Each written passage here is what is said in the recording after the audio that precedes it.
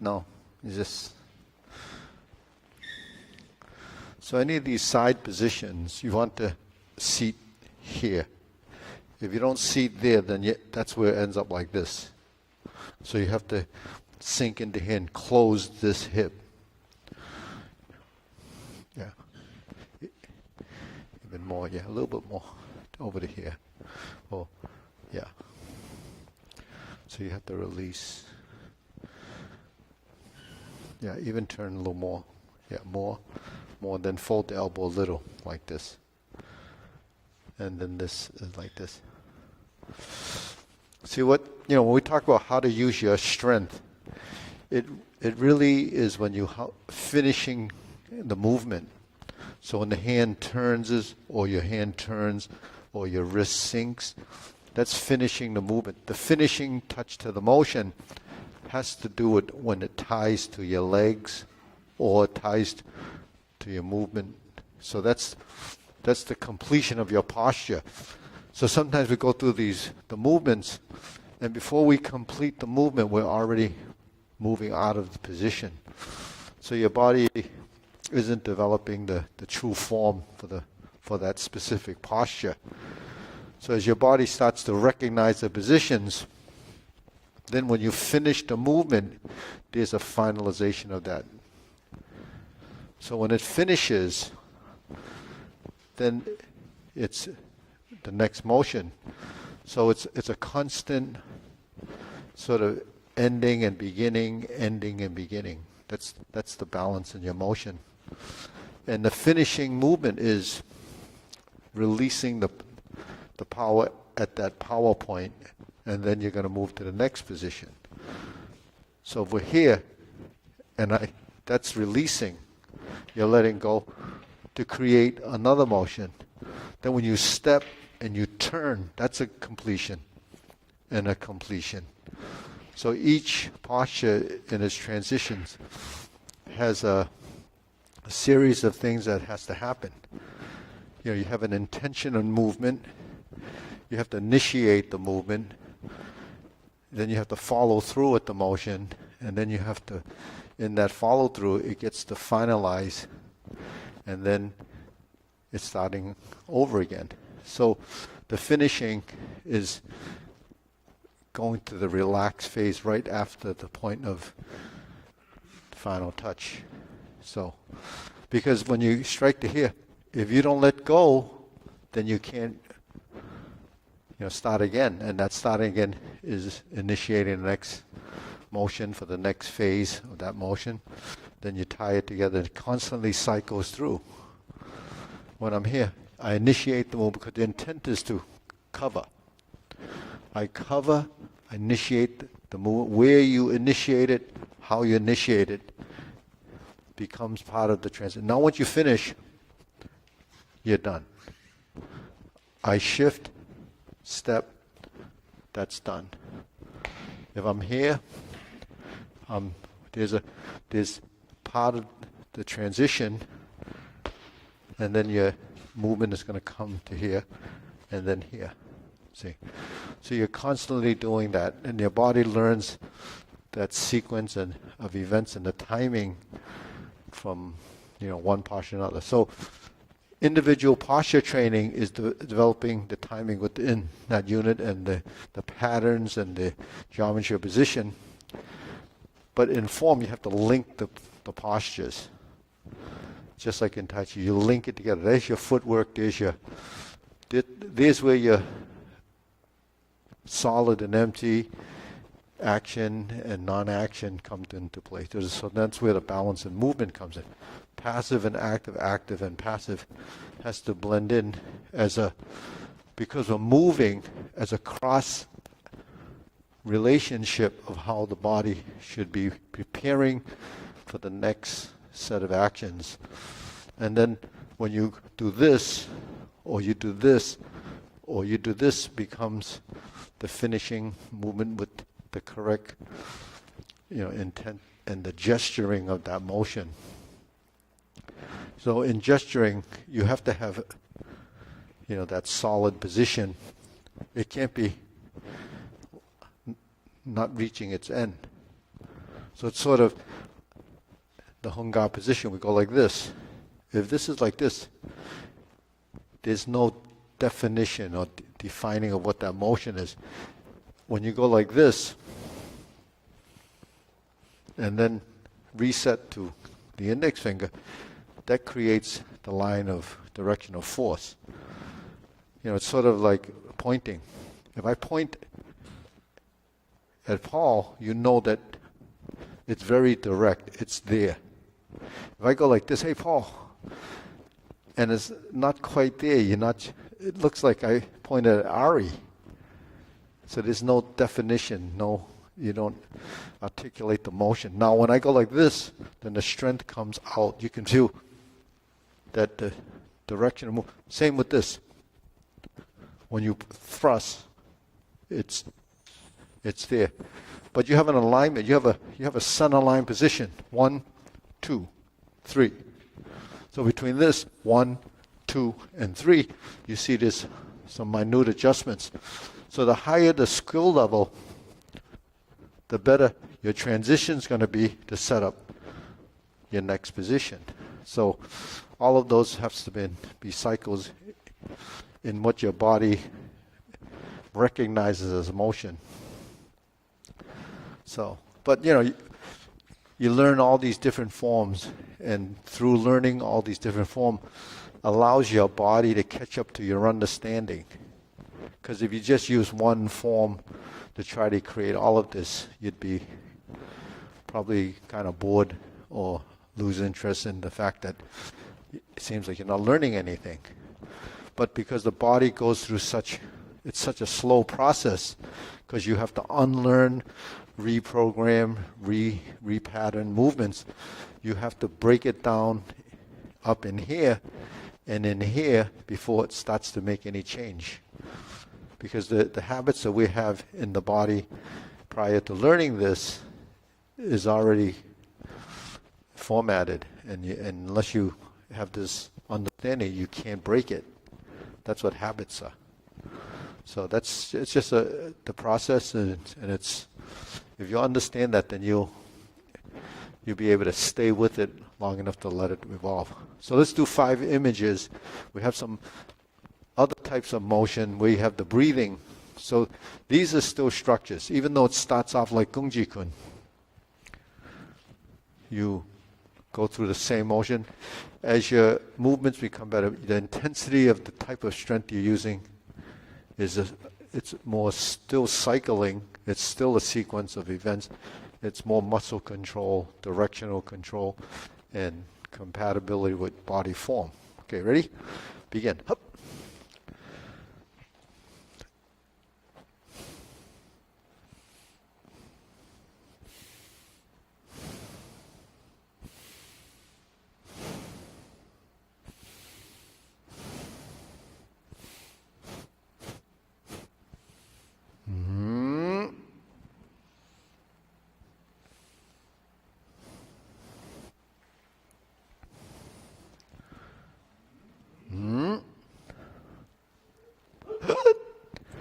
Tick.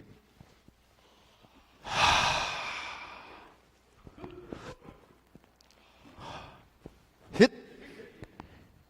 Hee. Hit. Za.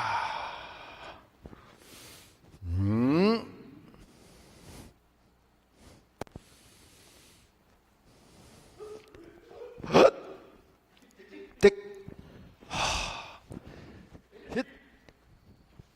Hee. Hit. Za.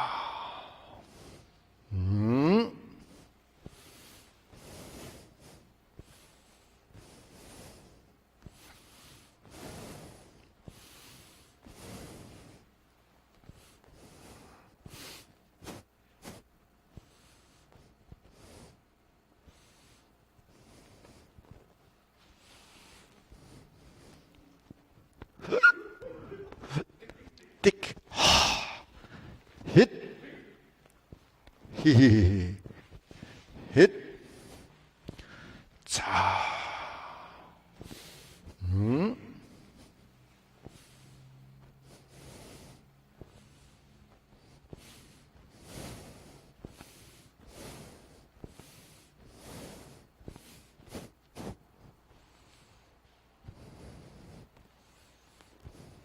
step.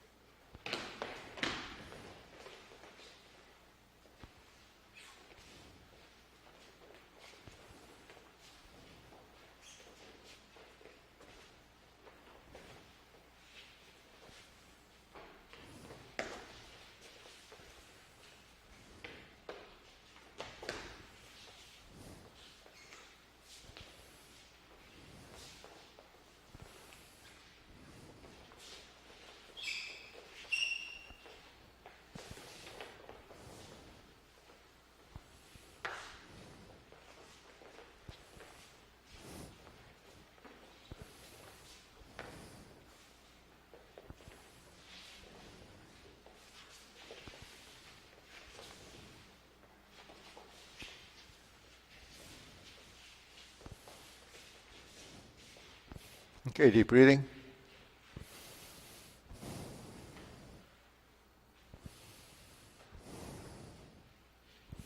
So we have the 45-degree corners, right? Then we have our body that's a horizontal line. Then we have the 45-degree line here.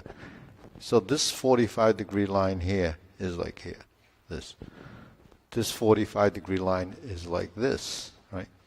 So those are your planes of movement, depending on, it's basically your XYZ axis, right? So those are your quadrants for space.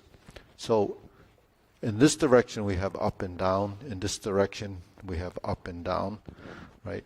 And in this direction we have up and down. So we have to define those directions of movement, just like when we cross here, that becomes 45 degrees. You come up and you're down, and then you come down. We're 45 degrees, 45 degrees. So I use these angular positions because that's much more accurate than just say randomly following the movement, right? So when you cross, right, we're here, we just did this, well, and we open and we cross. So opening and crossing, we have a lot of movements that do that. Just like when we're here, we turn, open, and then if we crossed, we would sink here. So all that is coming from expanding to your center line.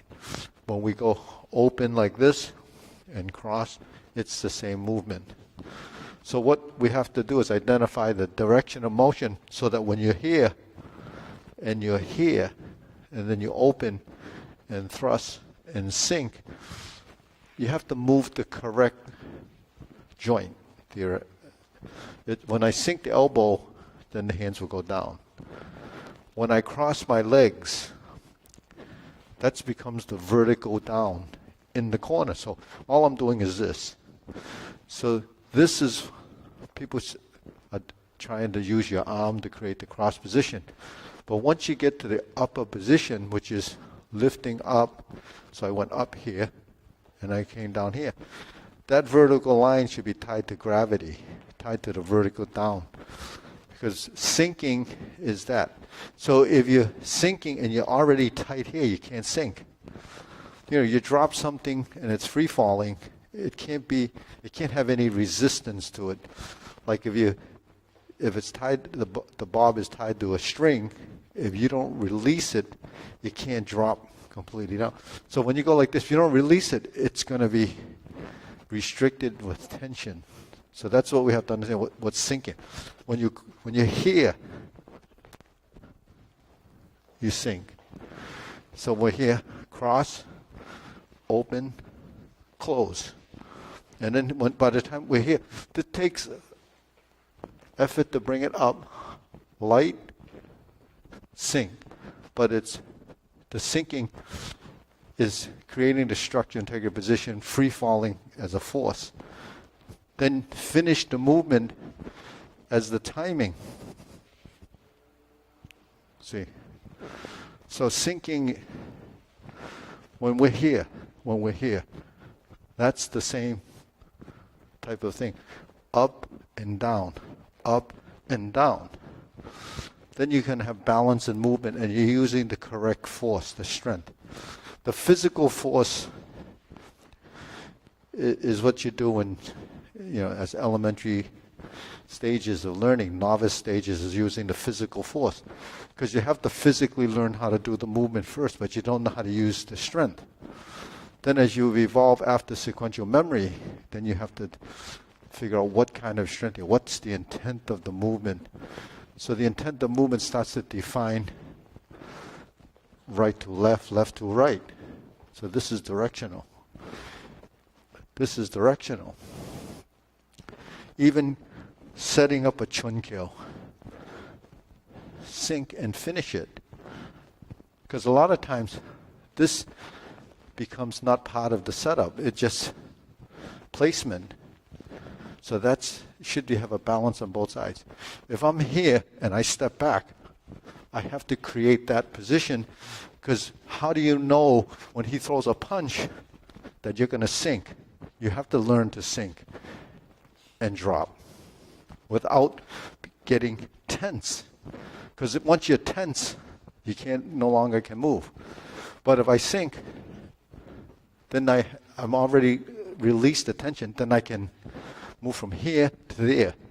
From here, then I can't do anything because there's conflict. So that's your finishing, you're here, and then you let go, then you do that. That's what a drunken fist is, right? If I'm here, then I'm here. When I turn, before I can go back there, I have to let go to do this. So that's why it's a cycle. It's always tension, relax, tension, relax. That's why it's one movement at a time. That happens in a direction as downward. This is happening as a right and left, like this. So from here, because it's coming and I'm realigning the body here, is the intention of movement and the type of force you're using that's adjusting for this plane of movement.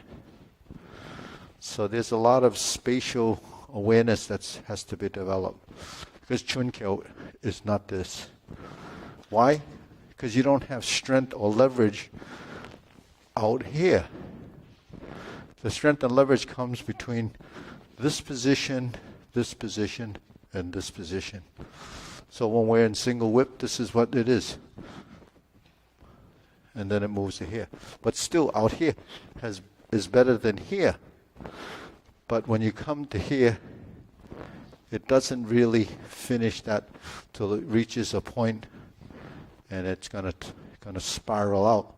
So in other words, if I'm doing this bridge to Paul on this side, if I just go like this, I really don't have any strength leverage because the length is too long. When it gets into here, I still have a little bit more strength because it's shorter. When it gets into here, I have maximum strength, like cutting hand, because it's close to the body. So, but you can't do it here because it's too close. You know, there's room for error there. So if my hand is here, I would turn, put the hand to here, and then turn the body. Because between here and here is all you really have to deal with to block. You don't have to block out here. If he punches to here, why would I be dealing with this space? I'd come into this space, and then when I turn and I draw back, I essentially create the block by realigning the body and turning. But look at what happens when you turn. I set up this, because that's the next phase of the movement. If I go like this, and then I have to do that, then it took time.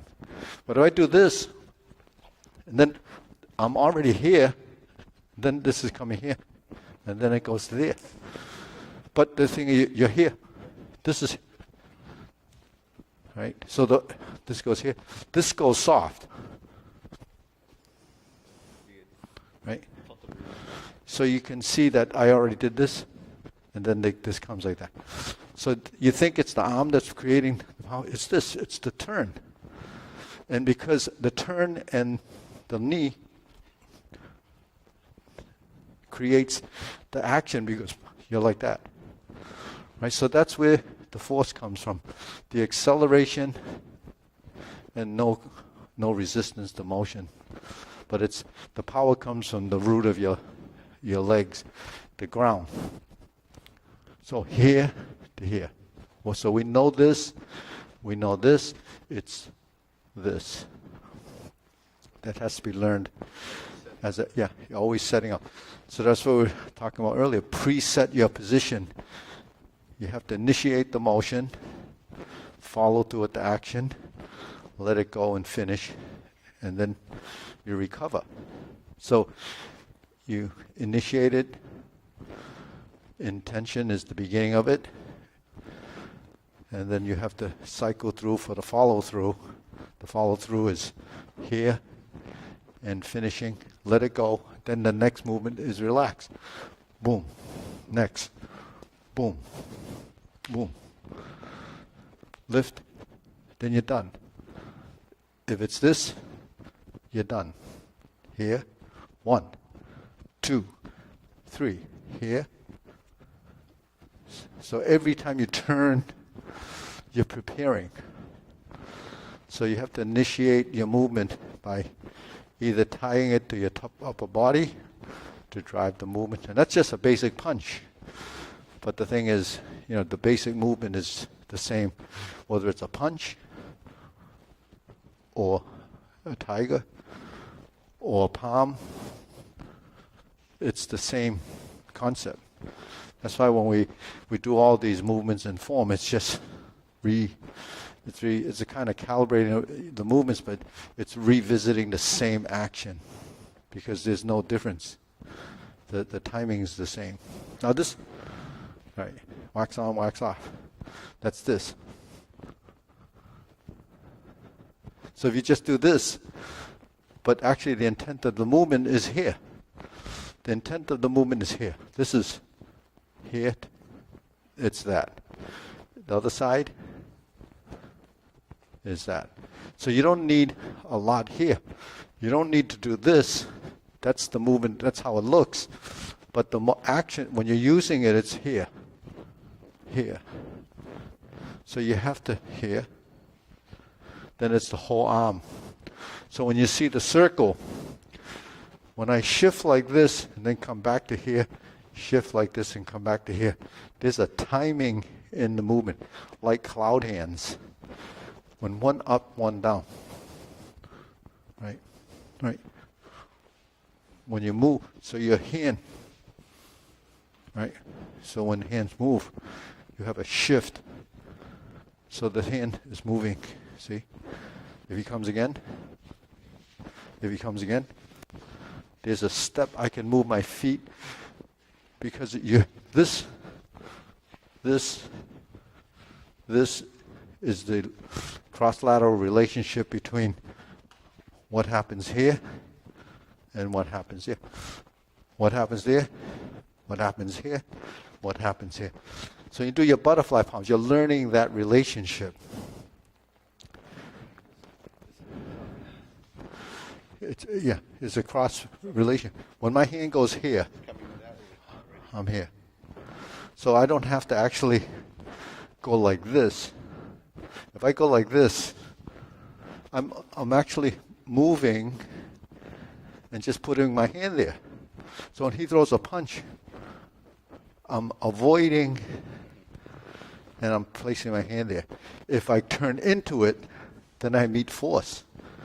But if I avoid it, I'm like this. Huh? Yeah, second form, chunkyo. Chunkyo, yeah. So you're learning these body mechanics and these type of upper-lower coordination as you learn the movements in the form.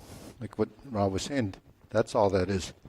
Stepping forward, but there's more to the body form as you find elbow in, 45 degree, and make sure you have structure here.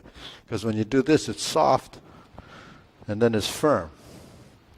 Because you have to finish this movement. The bridge is this, right? So when I'm here, I have to sink. And then when I'm here, my punch would be there. See? So that's formatting those movements. So if you just did that movement in the second form, I'll try that. Try the 1, 2, 3, 4. You'd have right and left. So you might have trouble on one side. Yeah. Yeah, so walk straight. Don't crisscross. 1, 2, 3. 1, 2, 3. 1, 2, 3. 1, 2, 3. 1, 2, 3. 1, 2, 3. 1, 2, 3. Okay, you see? So a basic thing like that teaches you some ideas of synchronization. Now, secondary hand. What's the secondary hand? When I'm here, and I'm here, and I'm here, that's sustaining a position, right? But if I go 1, 2, 3, there's some adjustment on this side. Do you see? 1, 2, 3. 1, 2, 3. 1, 2, 3. 1, 2, 3. So you see the opening and closing in the movement on the other side. Most of us pay attention to one side, but when I'm here and I'm here and I'm here, why does your hand have to connect and adjust? Because the two-sided relationship, if I'm here and I'm here, this hand has to stay with what you're attached to. So if I just kind of forget about it, then it's not engaging this. So when I turn and then it comes back in, it's the action, because when I'm here, if I'm here, here, or here, it still has its own sort of intelligence on this side to respond to what has to happen based on the feeling of that position. So these are things that are inside the form, but it's trying to capture the imagery. So in the second form, when you scoop, it's really here. When you're here, there's an imagery there, and you chop. You're here, and you're here. This, and this. this, and this. So you know this, you know this, you know this, and you know this. Can you pull it together so you have timing and body form from the initiation of the motion and the follow through to the finishing position? And then recover, and then you're here, kick, set up, boom. There's your next punch, then you go on. So that's where you know, for advanced level, you're heightening the body form and the intensity and the emotional part of the movement. So that brings life to the action.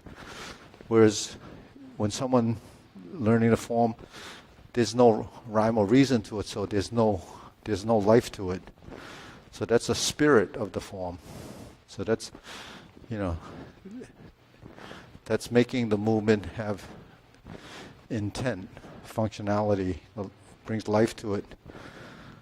Okay, so all right, let's do some of the 10-image body form. So let's do it from the black tigers. Tie it just to the, yeah. So do it slowly. Ready? Starting from the black tiger. Ready? 1. So Irene, you can copy these movements. You can copy this black tiger. Then you're in 2, 3. Double tiger.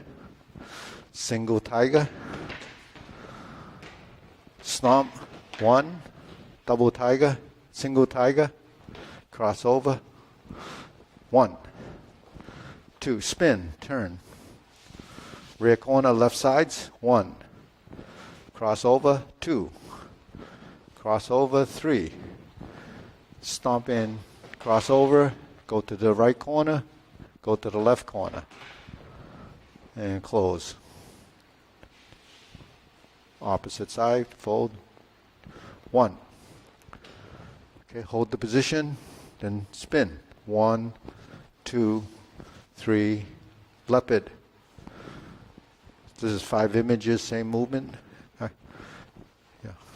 Turn the form a little more. Yeah. Ready? Go. 1, 2, 3, 4. 1, 2, 3, 4, 5. 1, 2, 1. So here's your sinking. This is the same cross hand. And then open, shoulder height, elbow slightly bent more. So a little shorter than that. Yeah, like that. Remember okay, a little higher than that. And out like this. Yeah. Put your thumbs in. So you not like this, like this. Like this. Yeah. Yeah. And then step 1. Sink 2. Step back 3.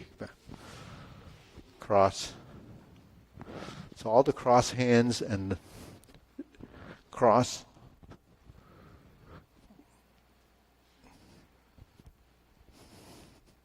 So this comes like this. This hand's coming like this. Now you're not spreading the wings like this. You're chun, chun. Your bridge is actually coming like this. Not, you have 2-dimension in the movement. Come forward and to the side. So 2-dimensional movement. And then it's eventually tied to your body. Right? And then go. 1. Cover, sun punch, right? 1, 2, 3. 1, 2, 3. 1, 2, 3. 1, 2, 3. 1, 2, 3. See? So this is almost the same position as your double tiger, right? 1, 2. So this is sustained as a framework. Okay. 1, 2, 3. Next. Sink, yeah. Cranes, 1, 2, 3. 1. Cross hands again. Open. 1. Sink back. 2, 3. 1, 2. Phoenix eye. Extend. Turn your shoulders. Step back. 3, 4. 1. Dragon. Yeah. So this is a long dragon because you're stepping away. 2. There's your cross hand. 3. 1. 2. 3. Like kungfu. 1. Palms. 3. 1. Sink. And sink again. Rise and fall. Turn. Sink. Rise and fall. It's in the legs. Right? 1.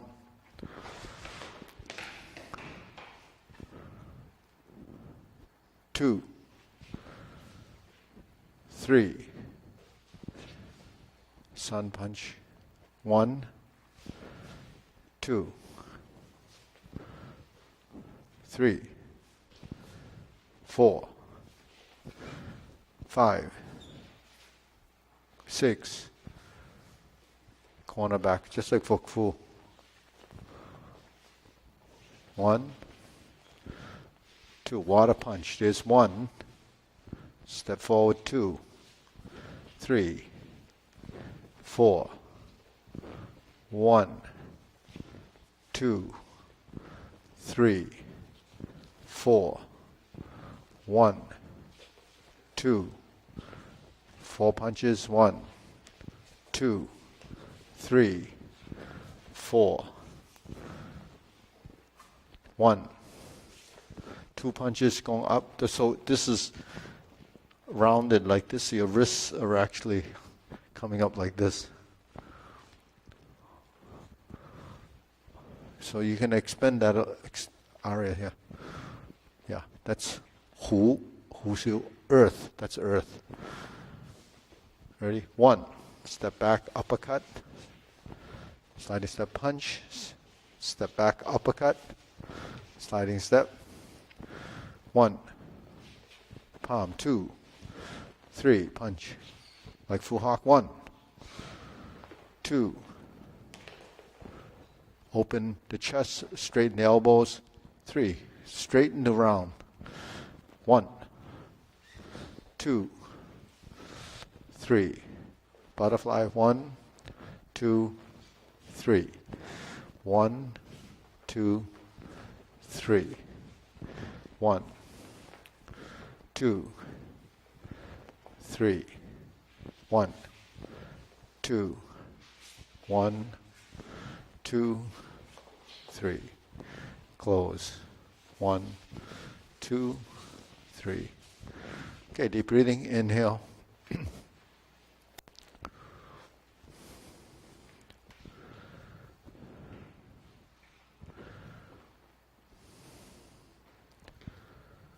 So there's another ending to this form. Does anybody remember it? How it would be after the butterfly. After the butterfly, drunken fist, high. It would just use the fourth form. Yeah, closing. Yeah. So that's from off the butterfly. You hear lie, drunken fist. High, chop, and then here, 1, 2, 3, turn, open, 2, 3, 4. So a little different from Fu Hawk. So you want to try that again from the butterflies. Then step back, drunken fist, high block, drop your elbow, hook, sweep, 1, 2, 3. 1, 2, 3. Yeah. So like any of these movements, if you go through the framework of the movement, it's 1, 2, 3, 4. Even though we hop through it, we're 1, 2, 3. So when you hop through, your hand still has to go through the 45 and that circle. Don't shorten or make that smaller because the movements are big. So the movements in the hands have to be compatible with the movements in the legs. Because the transition is longer, this one be mistimed with the other part of the motion. So it's all how your body feels. So if there's no connection, then it would appear that you could do it any way. But if there's a connection, then size would matter, right? Because it has to be proportional to your motion. So a lot of concepts in trying to understand how certain things happen because we're dealing with movement. Right? And remember, when we butterfly, twist the waist, step, twist, push. 1, 2, 3. 1, 2. And then high, step. Now don't shorten this because this is your oblique. Right? If my hand is coming from here, then I have to come as my setup to find that line. So don't shorten it because if you shorten this movement and it will have to get to there, then by the time you chop, it's just going to be that little dinky little movement. You want to be here. You want to come across. There's your diagonal strike. So the diagonal strike should be in that space. Right? Even though you're here, you have to set up this. That's your setup. Bangbu Kun, when we're here, you still have to set up like this. If we're here, Gungji Kun, 1, this still has to come through there. So all those turns, you have to find that 45-degree line. There's no difference from this 45 and this 45. It's just the direction of movement and the timing and space that we have to deal with. But you don't have to start generating any force from here, because this is not this. We only need to capture it from here, just like when we're here. Because we're dealing with this space. You only have one frontal direction. It appears to be over there, but actually when I get to here, it's the frontal direction again. So that's your relative position. So that's what we have to build spatial awareness. That's part of spatial understanding, proprioception. Okay, we'll bow. Ready? Hup. Salute.